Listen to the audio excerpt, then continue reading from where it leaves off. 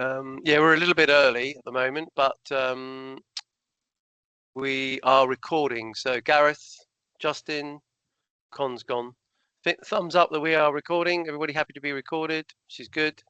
Phil, you're happy? You're happy. Let's bring in Henry Tapper, the illustrious Henry Tapper as well. Morning, Henry. Morning. Good to see you. Morning, JQ. Morning, Kevin. Thanks for joining.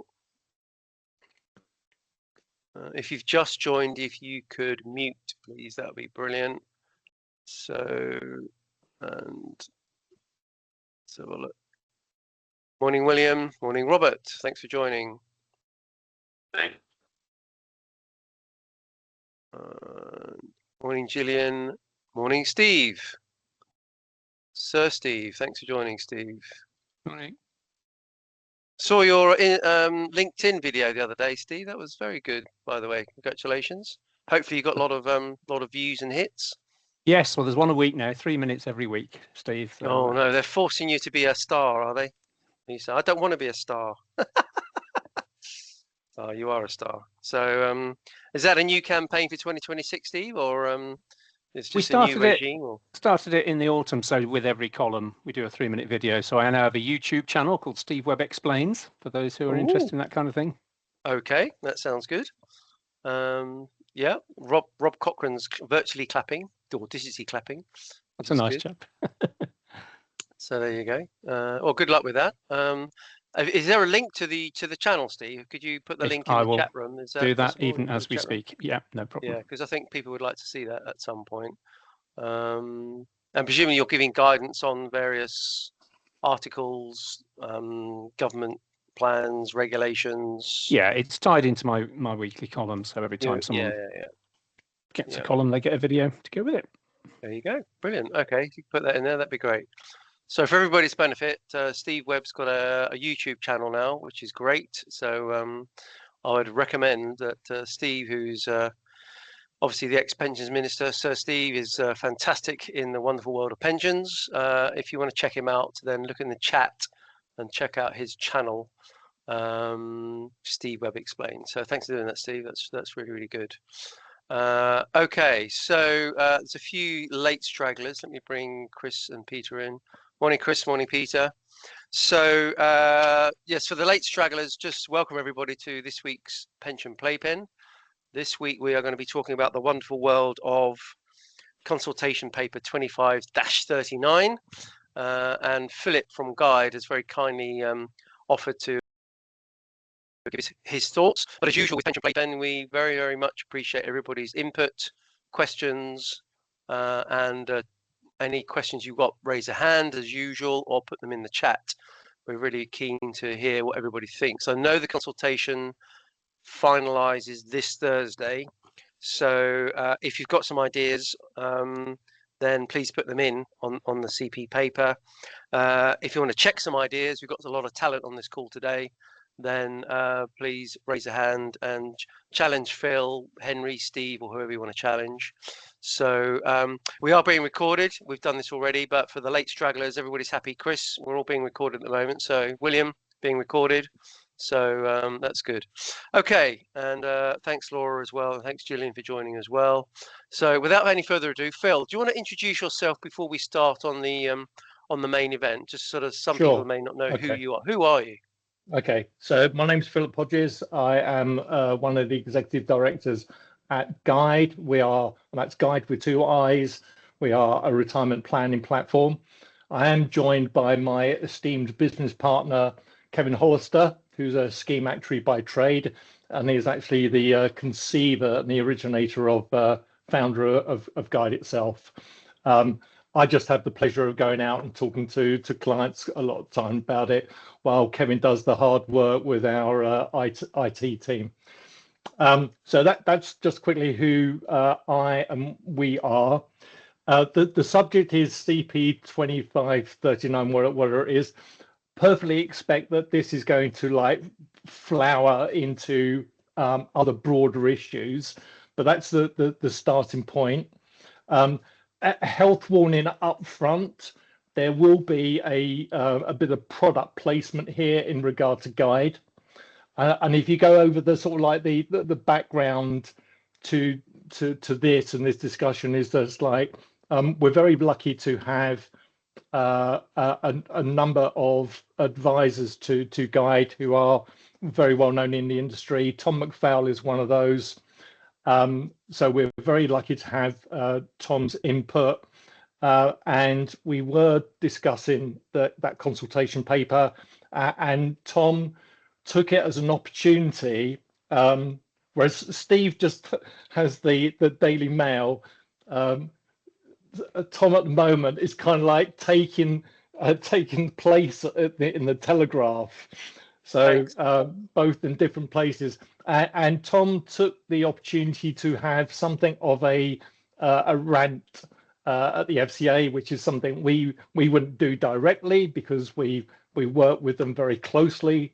And so Tommy's in that very fortunate position of being a sort of a bit more of an outsider and being able to say those things. I do hope this becomes a discussion, because certainly I don't think I could rant on for an hour. And I know from these sessions before, they do become quite engaging, involving, and so I'm looking to Steve to MC us through this discussion. So let's start off with CP2539. For those who are not familiar with it, it came off the back of a previous discussion paper which was covering 3 issues: transfers, basically non-advised, kind of like non-advised modeling tools, which is very, very much at our heart, and transfers. For the consultation paper, they put one of those issues, SIPs, they put it to one side, and they focused on transfers and modeling tools. Now, firstly, just like look to why did the FCA actually bring this consultation paper out? And I'll kick off by making some commentaries around it. Going to the whys of this. Obviously, Guide being a non-advised retirement planning tool, the factors around that are using projections and simulations is very, very core to what we do. And I'll come on actually to why we are very, very pleased to see the FCA is doing something sensible on that side. In regard to transfers, I don't want to provoke the discussion right up front, but I am a bit perplexed myself as to why they're doing what they're doing, because it is actually, as Tom puts in his article, it's just making things more difficult. And I did say there's going to be a bit of product placement here, is that I will sort of kick things off by talking about some of our experiences. So firstly, in regard to transfers, obviously it's just like we do need to actually make sure that consumers are protected who are thinking of transferring benefits from one provider to another, or one arrangement to another. That is absolutely paramount. And in our experience, we, quite a number of years ago, whilst we see that there's a need to protect members, we know the sort of like scattering of small pots, and there is some logic for individuals to bring those together. There is some clear logic to it. So some years ago, actually, we worked with a master trust on how could they help members do right by the scattering of pensions that they've got, and perhaps help them to make decisions about bringing those together. We worked with this master trust. The trustees were very clear and adamant that any process to help people bring their pensions together should not be promoted as a service. So what that master trust did, they actually used, they deployed the guide tool through their member portal. The tool was not actively promoted, it was just there made available to people. But the benefit to members, like what we expect to see with the pension dashboard, is that really to use Guide, people needed to declare everything that they've got. So it's not only the assets they held with that master trust, it was where they had other benefits and savings. And going through that process, there was an absolute consistent action just by people being aware of all of their pensions and benefits, that they went through the thinking just like, well, would it not make sense if I actually pull these together? Obviously, the master trust can actually put itself forward as being very, very good value. But the experience of that master trust is a 50% of assets, pension assets that were put on the guide tool ended up transferring into the master trust. Okay, 50% consistently. So making people aware would actually bring out a clear pattern and action and behavior. Obviously, for any that did transfer, there were the protections in place about where they got safeguarded benefits or guarantees. Absolutely. So that's been our experience. And we did have, as part of that, the ability for people to actually bring in live values in the same way that will be actually shown on the pension dashboard. And that was the outcome. Okay, we didn't do any price or product comparison. It was Guide was bringing the awareness, and then they went into a very safe process to explore that transfer. So that's been our experience. If you do make people aware of these things, and you provide them with the right sound process, they will do it. Okay. So go back to the consultation paper. Why then is the FCA deciding to make that process more complex and slow people down? To have put in checks and balances after somebody's made a decision as to why they should transfer. So I'm bemused myself. I'd be happy for everyone to like bring it to the table. It's just like, what's the value in what the FCA is proposing to do? Why do it? So well, I mean, Phil, I've got to say, there's a lot of opinions on here and a lot of really, really highly qualified people. Does anybody have a fundamental inside track on why CP2539 is actually with us? Henry, Steve, JQ, maybe? I don't know. What do you think? Why is it actually here now in regard to Steve, this? in regard to transfers, we'll come on to the other issues sure. separately. Yeah. Okay. Yep. Henry, what do you think? You're quite vocal in this space. Well, I mean, I'm here to listen on this one. I really do want to put some distance between myself and anyone else's view, because I'm just not an expert. So I'm sorry, I'm not going to jump in and opine. Okay. Because I just don't know is the answer. Okay. So Steve, yeah, go on. Steve. Yeah. Well, it's more just so I understand the bit that you object to. So when I read the paper, they said that the people who want you to transfer to them have to gather all the information on all your pensions, present it in a clear, consistent way, explain to you the pros and cons kind of thing. And at first glance, that doesn't seem an unreasonable thing to do. Your average punter doesn't even know what questions to ask. So So to require them to be presented with information in a consistent basis so they can take a judgment as to whether to transfer into you or to somewhere else. Just walk me through, is it that at the wrong point in the process you're objecting to? Steve, absolutely wrong point in the process.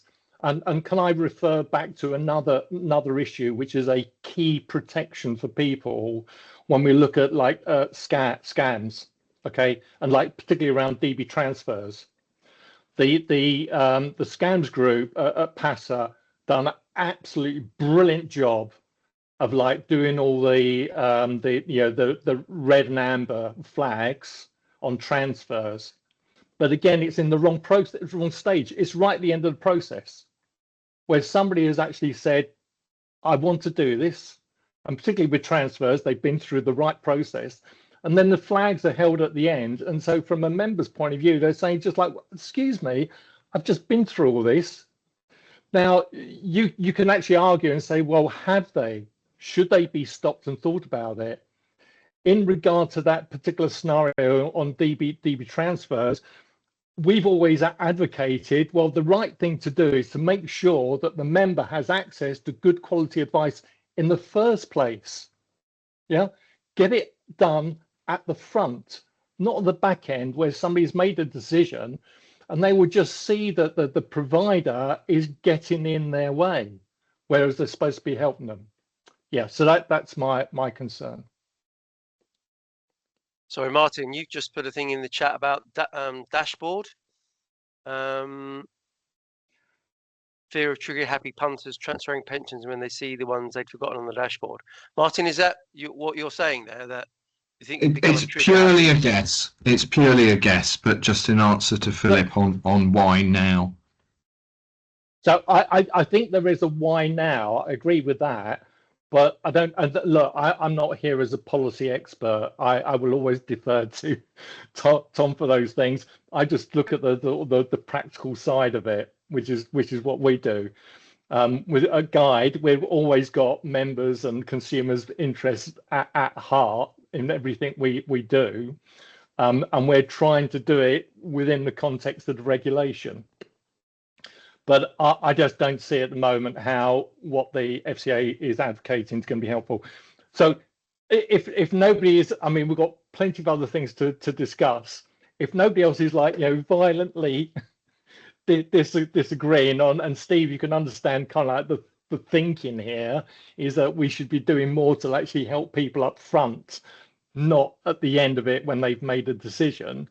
Then I suggest like moving on to another topic, but I would encourage people here to submit a response to CP 2539 and raise that issue.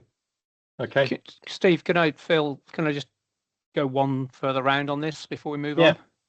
So the sequence of events presumably though is somebody sees Coronation Street and in the advert Pension Consolidator X has a whizzy advert with a talking parrot or something, and they think, oh, they look good, I'll put my pensions with them. You're saying, so they ring up the talking parrot company, who now FCA are going to require to do lots of due diligence, gather information, provide it in a standardized format. But you seem to be saying, well, that's all too late because they've already decided to transfer to the talking parrot company. But when else could this process happen? Well, more up the front when they're going through that thinking, not through the back end when it's finally going to take place. Okay, but the reason I'm thinking is that they see an advert, they respond, they think, well, that sounds a good idea. Well, it's got to happen at some point in the process. So there is no earlier point, is there? Than I don't know. I defer to the policymakers. I'm raising the issue and concern. I'm not advocating the solution. But certainly in our experience, people can, if you provide them with the right support and the right information, they're perfectly capable of actually making the right decision. But Steve, look, I don't disagree that there has to be some sort of like backstop. But I question just like I think it will end up with people getting really unhappy with their provider, and actually it may actually have the counter effect and say just like, look, this is too much hard work, I'll just leave it where it is and go through all this pain and grief. Yeah. It does. Hang on, Phil, and this is maybe Steve Webb can answer this as well. It does. Many of you will remember the pensions review back in the 90s, and Hazel Carr came up with a library of pension schemes. Surely, if you're talking about at first knockings, Phil, surely there must be a library or an analysis of the providers. Steve mentioned about the parrot. What if the parrot compares to the Admiral, compares to the compares to the thing? Then, you know, my concern, I suppose, with all this, and I'd appreciate anybody's input, is the parrot might be an annual management charge of 0.75, and the Admiral might be 0.3. Just a wild guess that I might be mentioning in a few master trusts there. But so is it actually in the members' best interest to move from a 0.3 to a 0.75 if they like the parrot? Going back to Steve's point, doesn't this sort of smack of, surely there must be a database or an analytics tool? Maybe Henry will come in here because it's possibly VFM, but you know, to say, well, hang on a minute, before you do make your decision, there should be some tools. And dashboard is opening up the Pandora's box, but then not sure there is any tools linked to dashboard that's going to say, well, you know, crikey, what's there going to be? There's going to be 20 or 30 providers, and the pot's going to range from £1,000. Well, 0.3 versus 0.75 and 1,000 is peanuts. But actually, what happens if you change that to 50,000 or 100,000 pot? The 0.3 to a 0.75 because you like the color of the parrot, surely that can't be in the best interest of the members, which is what you just said, Phil. So do you not think that there's part of this consultation has got to include some sort of data analytics that's beyond dashboard, which says that helps normal people, everybody on this call, with their, you know, standing in a pub or standing in supermarket thinking about, oh, shall I transfer in or out the parrot? To analyze that with some form of help, you know, otherwise you're throwing darts at a dartboard, aren't you? Is this not dartboard transfers? I mean, you know, to coin the phrase. Absolutely. If I might actually pick up on Martin's point, because like we were asking the question, like why now? And clearly, yes, we can see pension dashboard coming down the line, and I'm just about to like throw this open to a sort of a wider point. Is that Steve, your thing about, well, if people do go to the dashboard and their awareness is raised and they're going to see a collection of pensions there, one of the things I think they are going to do, if they do take some prompted action, is that they will probably contact either their current or the most prominent provider that is on that dashboard, and the expectation of that individual, I think, will be they will go to that provider and they won't just ask them about that one pension, they'll be asking them all about the others.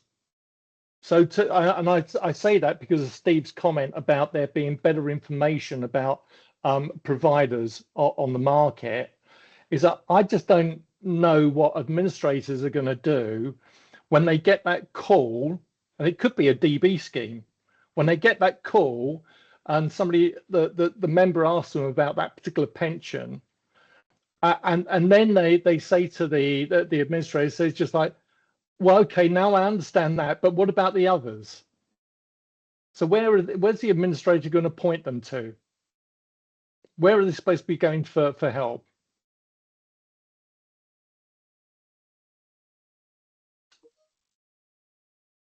That's the point. There is a gap, isn't there? There is. Laura. Hello, Laura. You've raised your hand. Hello. Good to see you. Nice to see you.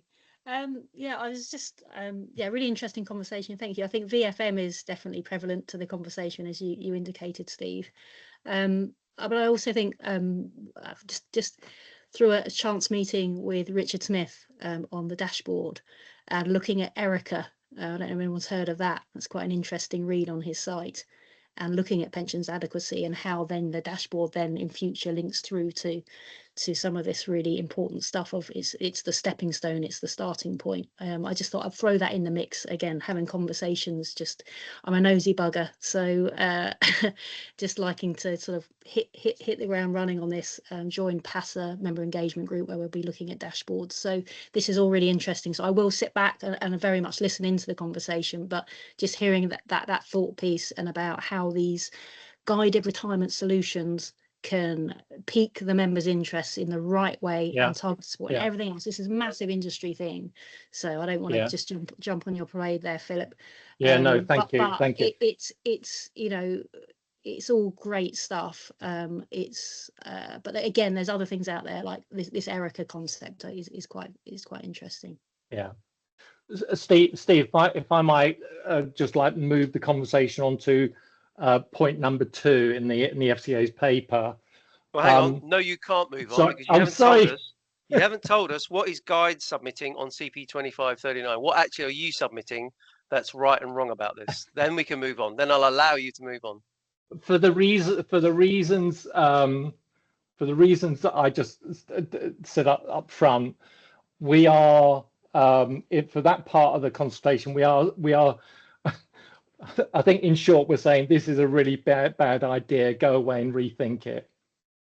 So again, just like today, I've raised this as an issue, it could have detrimental consequences. I'm not the policy maker to actually say just like, well, what should you do as an alternative? Because quite honestly, it's not the biggest thing for us on Guide. Yeah, we are the prompt to help people to think about it, and we're very effective at that. But in terms of the actual process from there, Steve, I defer to others.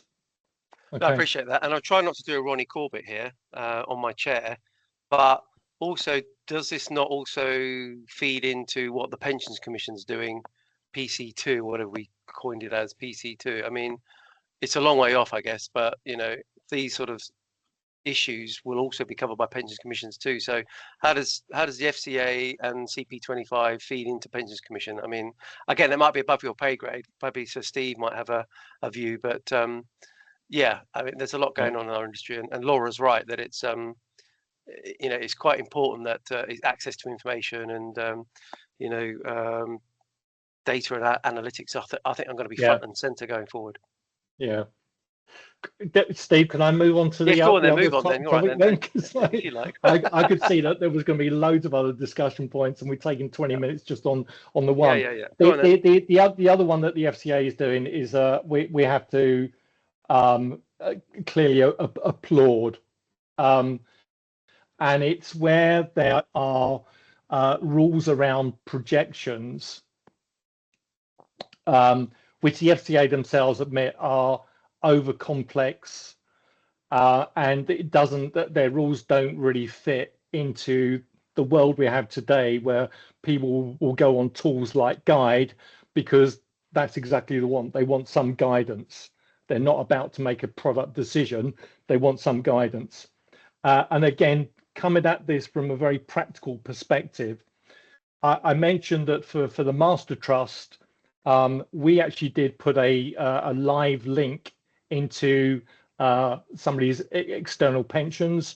That was facilitated by the Pension Lab.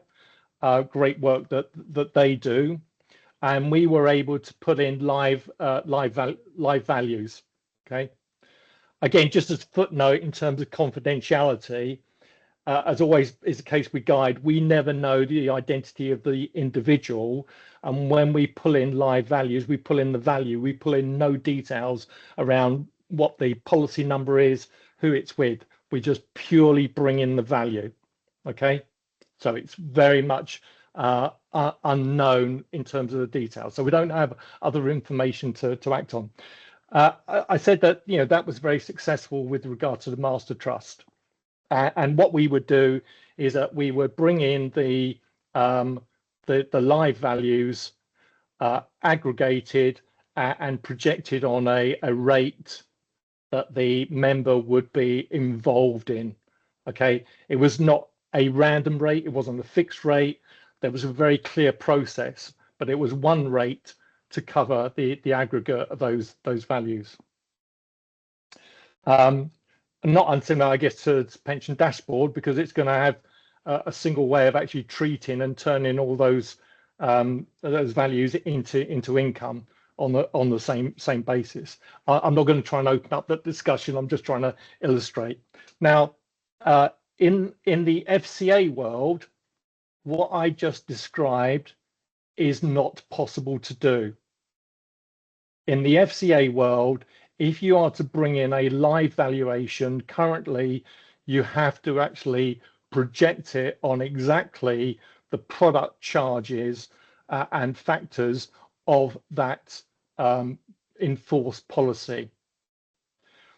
Now, for us on Guide, that would be, for us, we don't think that is actually going to make sense to people, and we don't think that is really helpful. And we wouldn't expect to actually, we do have implementations where we do cover off individual streams with different projection rates. They are very special implementations, but generally to just give somebody guidance, we aggregate it and we'll actually project on a rate. Okay. So hang on, Phil, just to be clear for everybody's benefit, what you're saying is if you want to consider a transfer in from Aviva to Royal London, it doesn't really matter. The FCA are now saying that the analytics mean that you've got to project on the current Aviva basis, not the Royal London basis. But Steve, this is before about thinking of a transfer. This is just understanding your retirement benefit. So if you've got an aggregated pot of money, it's much easier for somebody to understand about projecting it on a single basis before diving down into looking at products. And the issue up until now is that under FCA rules, you cannot do that. Okay, you have to actually do them at each individual level. Wow. Now, sensibly, and this is one we would really support. Sensibly, the FCA is recognising there are separate worlds in terms of like models and simulations and guidance tools and actual product decisions. They're recognising that separation.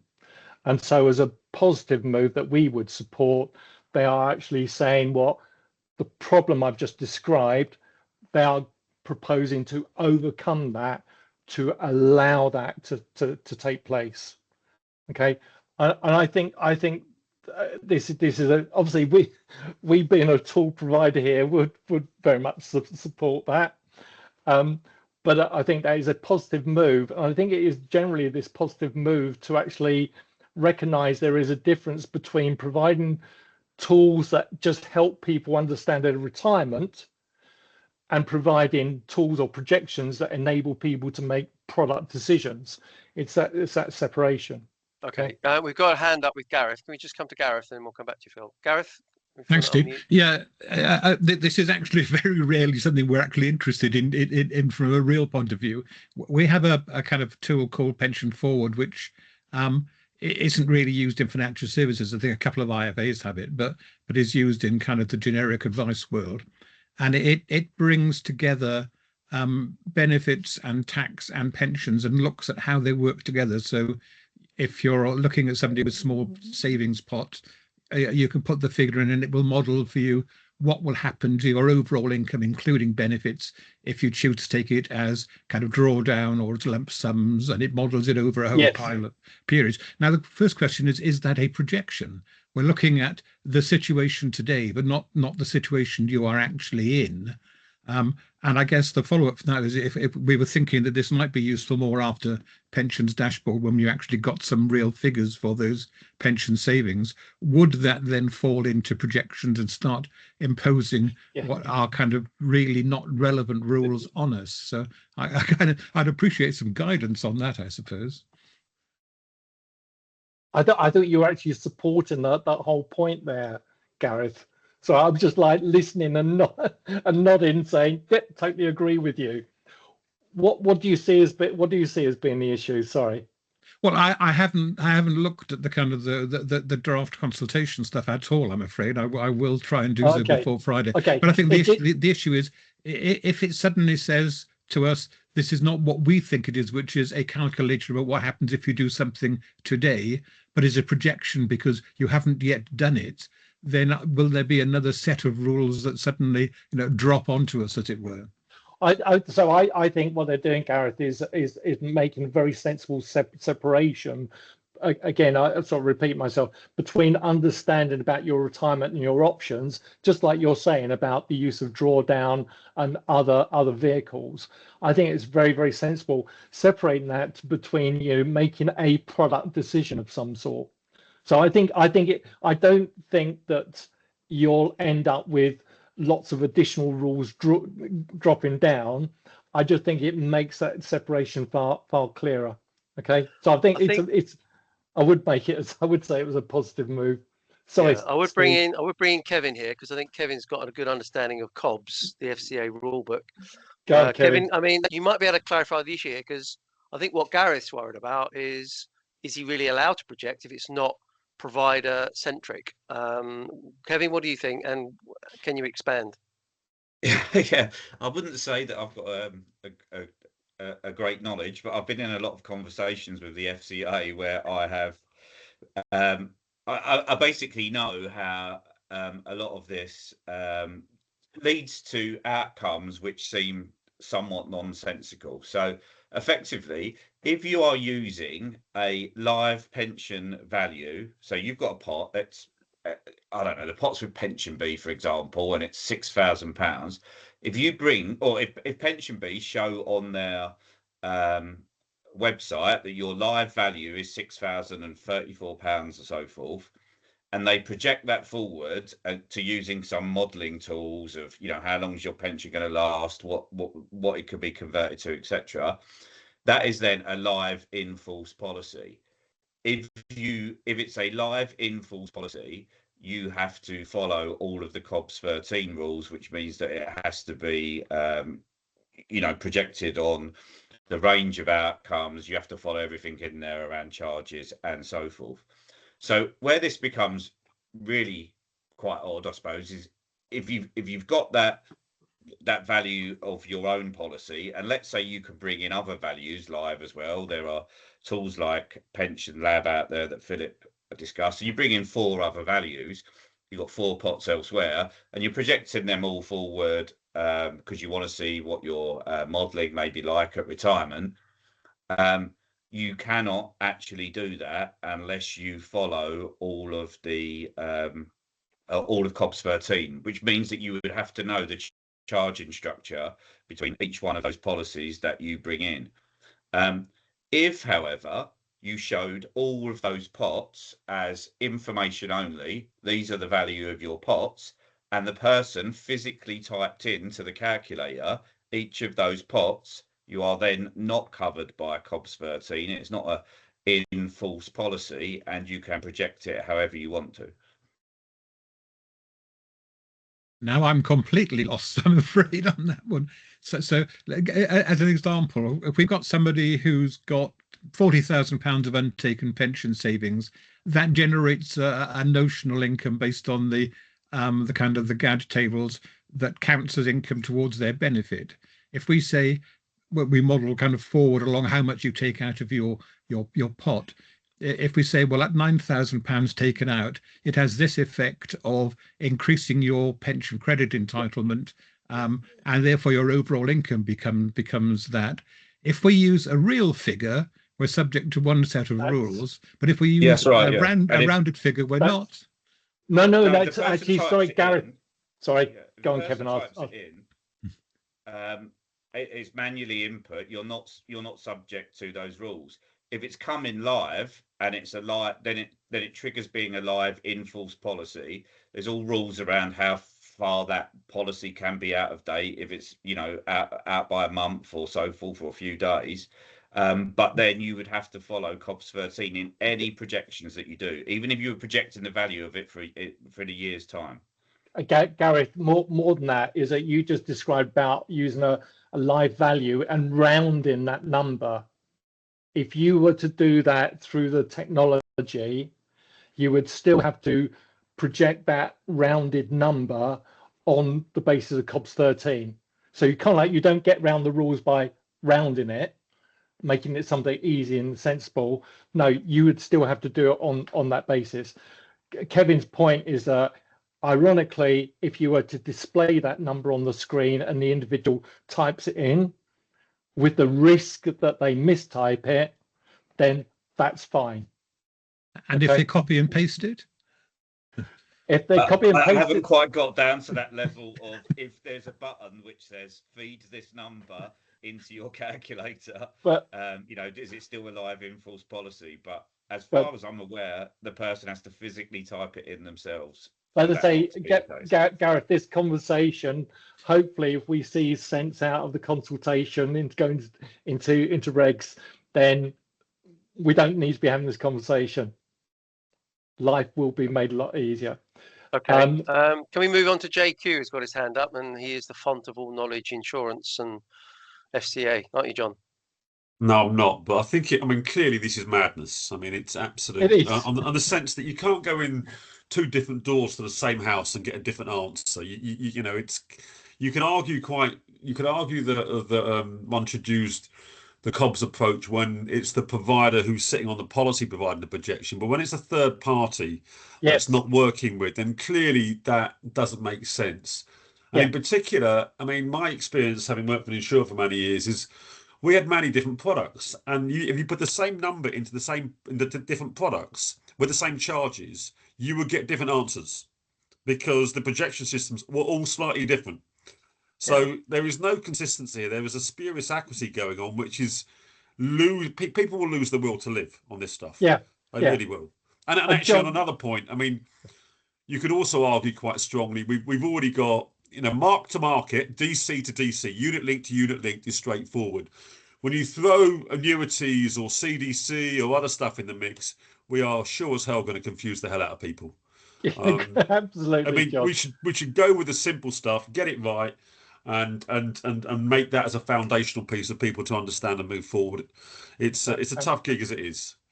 Okay, so again, it's all like in regards to the consultation, which is submission this Thursday, for anybody who really is interested and passionate, even if it's a brief. In the consultation, you can actually just write. You don't have to answer all the questions. You can just write a paragraph and say, just to let you know, I think this is good. Go ahead. I think this is bad for these reasons. So I would urge everyone and anyone to actually submit some response. Okay, I'll even I don't know if I'm allowed. I can do this. Well, I'll even circulate our response. People could cut and paste. Sorry, I'll have to defer to Kevin on that one. I'll talk to him afterwards. Okay. Okay. Shall we move on to the? Yeah, go on. Yeah, I was going to say, John raised another point about, depending what door you walk through, the way you get treated differently, because I think your point raises, again, the difference in regimes between occupational and contract-based world. Yeah, which again, and that doesn't stop at just this issue. There is just so many more, and we could, in the time we've got available, 15 minutes. We could then start expanding this discussion around things like targeted support, simplified advice, guided retirement, default retirement solutions, which is all like coming from different areas. But we've got a question. It's just like, are they actually going to suitably cross over? Because they can't not, and it's how they are going to be treated. Okay, Billy, you got your hand up? All right, just very quickly, you might find this interesting. I had a client once, and believe it or not, he was a nuclear scientist. So I gave him, he asked me for some illustrations, some drawdown, and I gave them to him.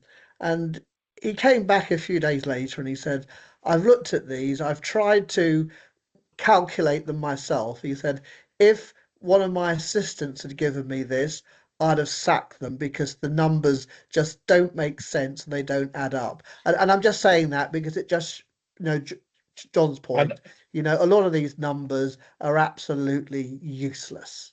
Okay, that's it.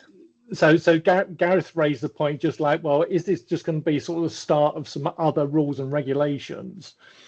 And to be fair to the FCAs, you know, they've got the accumulation of regulations over God knows how many years that they do need to reconcile. So, you know, they've not got an easy task. But to your point, Billy, it's just like how many. And so I've sat with IFAs as a client, and literally not the literal words, but the meaning of it. It's just like when it comes to a pre-sales illustration, they said to me, it's just like, well, look, I'm obliged to give this to you. It's not worth the paper it's written on. Just throw it in the bin. Just imagine how much. This is going into sort of Trumpism at the moment, but imagine how much money we could actually save the industry if we started tearing up regulation rather than just like layering it and making it more complex. But that's a bigger philosophical point. All right. Steve, I haven't been following. There's been tons of comments coming through. No, that's fine. I think I'd like to talk a little bit about the advice gap because it comes around again and again. I think Laura touched on it earlier as well. But, you know, the answer's got to be, what do you do with the pots of 1,000, 2,000, 3,000? And then what do you do with pots of 50,000, 100,000? So does CP25 cover anything to do with should people be advised or not advised? There's a line of return on investment. People aren't going to spend £1,000 with an IFA for a £3,000 pot, are they? So what's happening with advice, and what's the best way forward? Yeah, CP2539 isn't really going to do anything for that because it is actually targeted towards non-advised business. Although there are some footnotes about, you know, this still applies to the advice regime, things like that. But talking about the advice gap, and besides Billy, I know there are a couple of financial advisors on here, so always interested to hear them sort of like wave a flag and talk to us about the issues.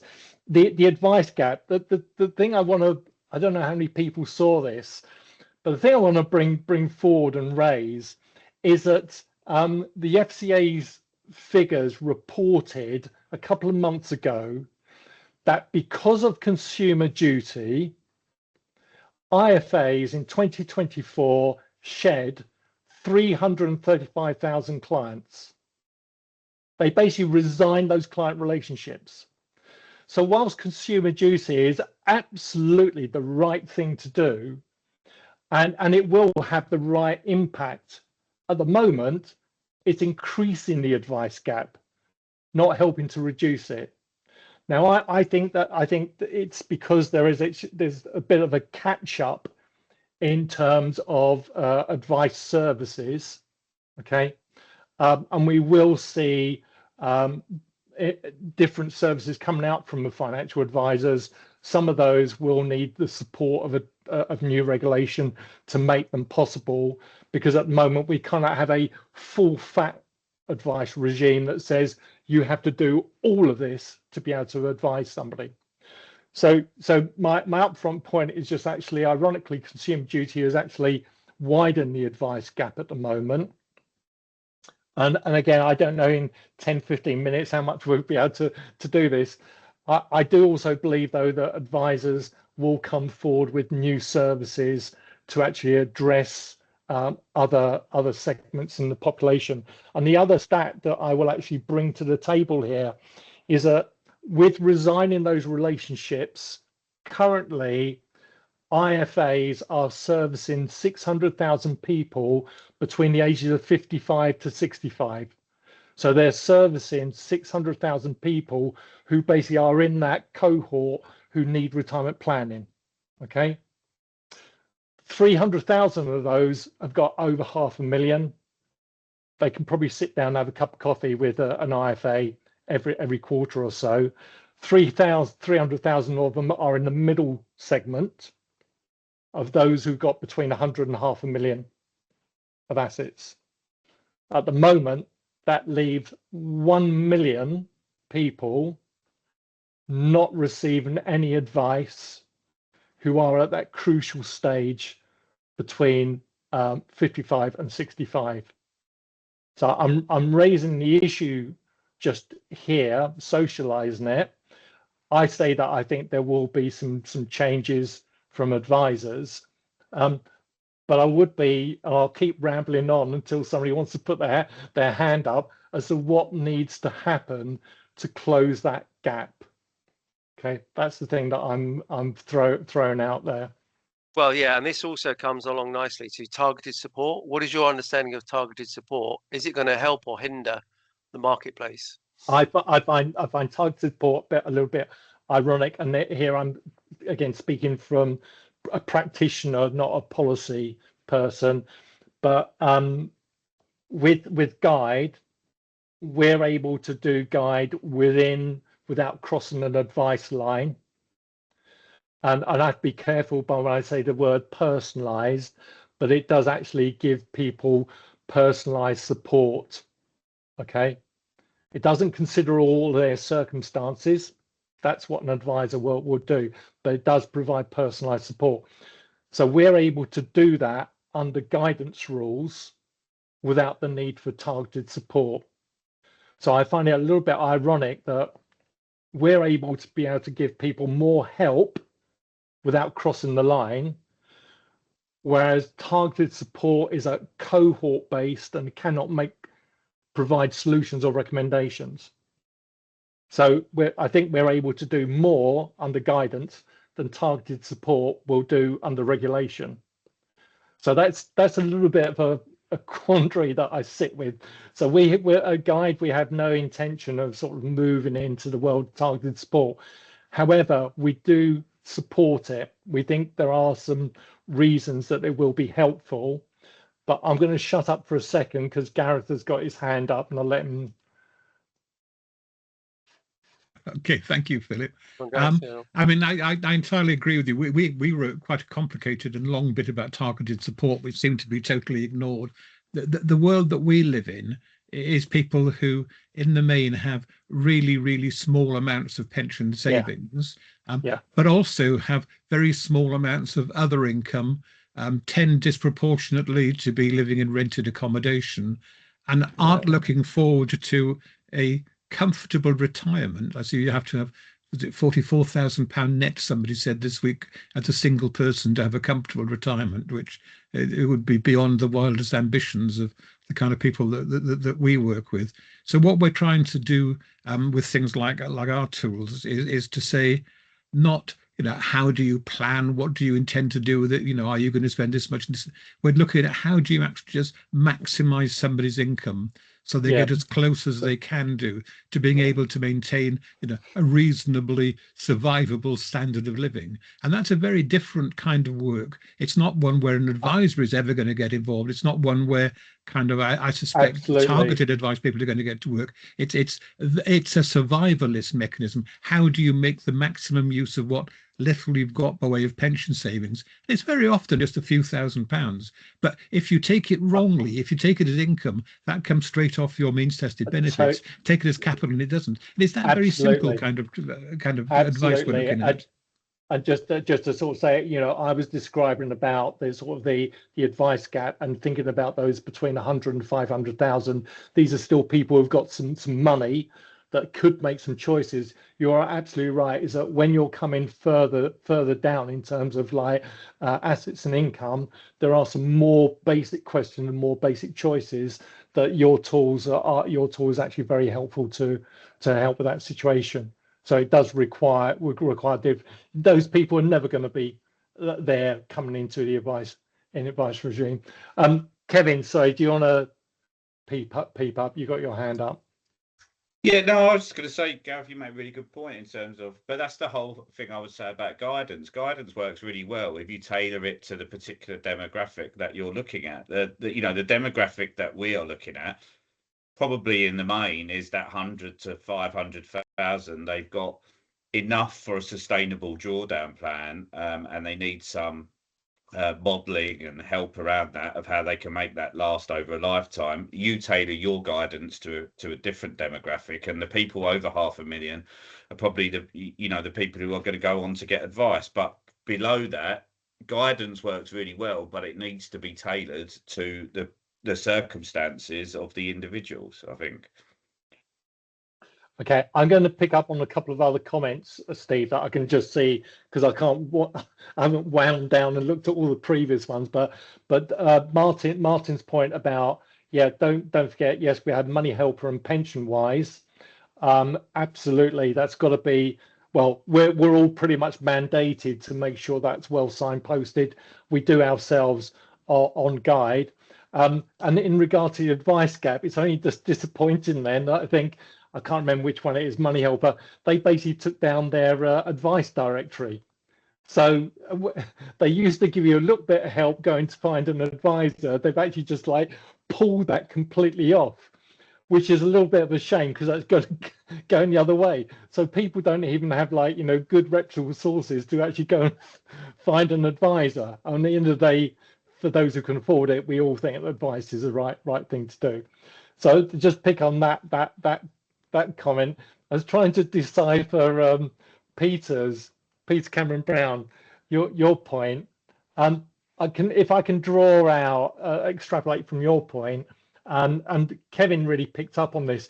He's just like, as an industry, I just think it's feasible, and we should be doing more to find ways to engage people, rather than just thinking we have to like throw everything at them.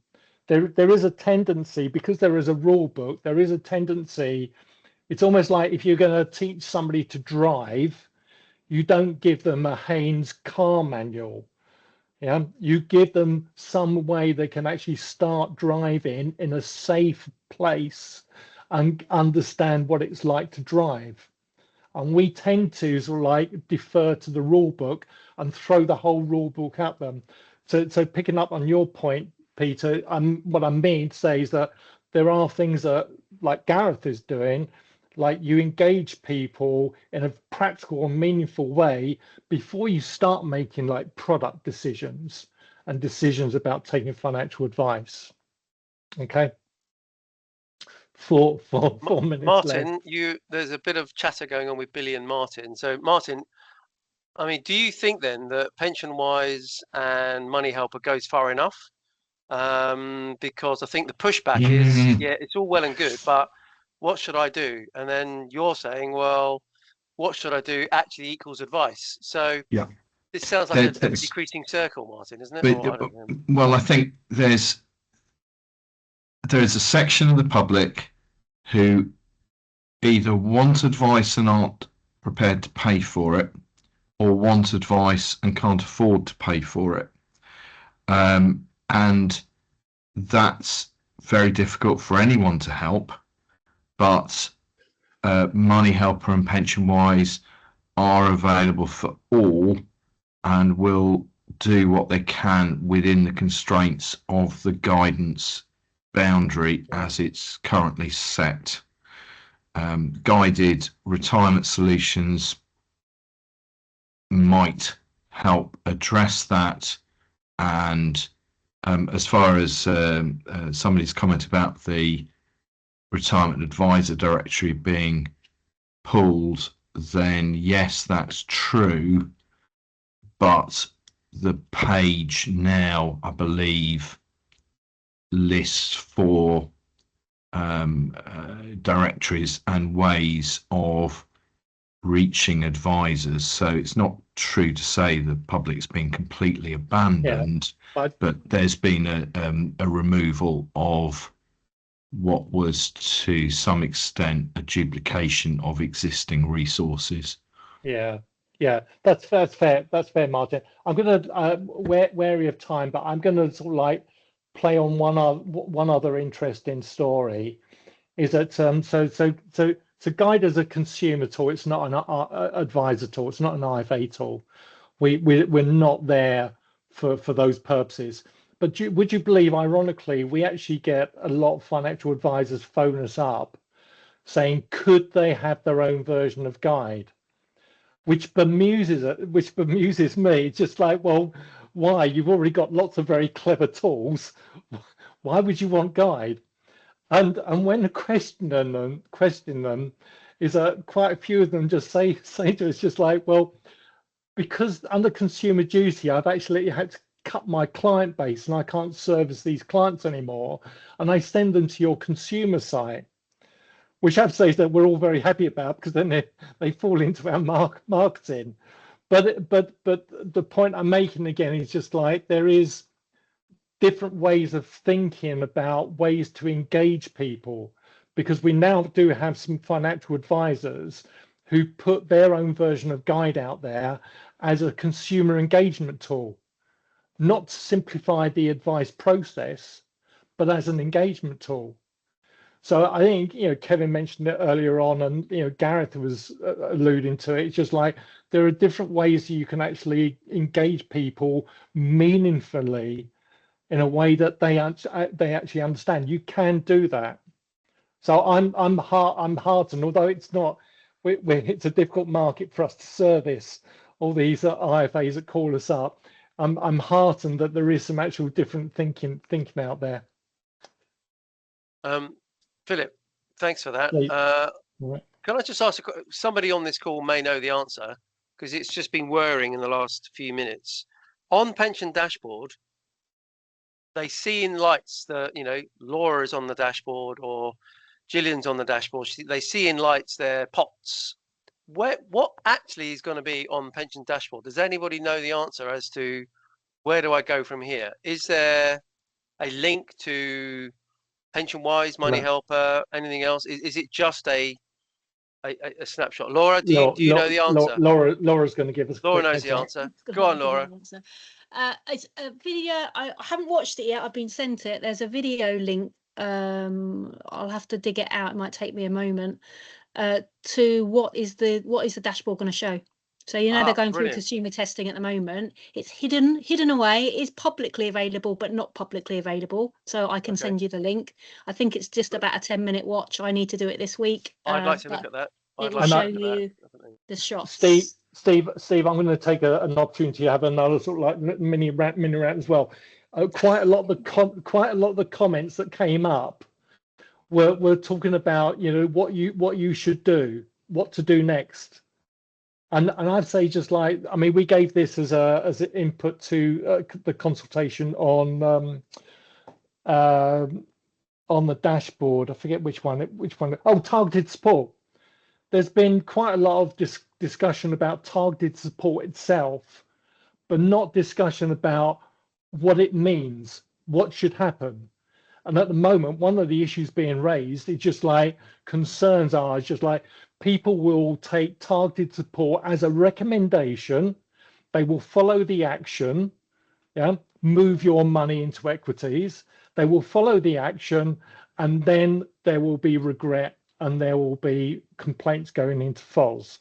I know the FCA is trying to actually deal with that issue at the moment, but there is, I do feel there's a lot of look about, well, these are the rules. This is what we shall make the rules be.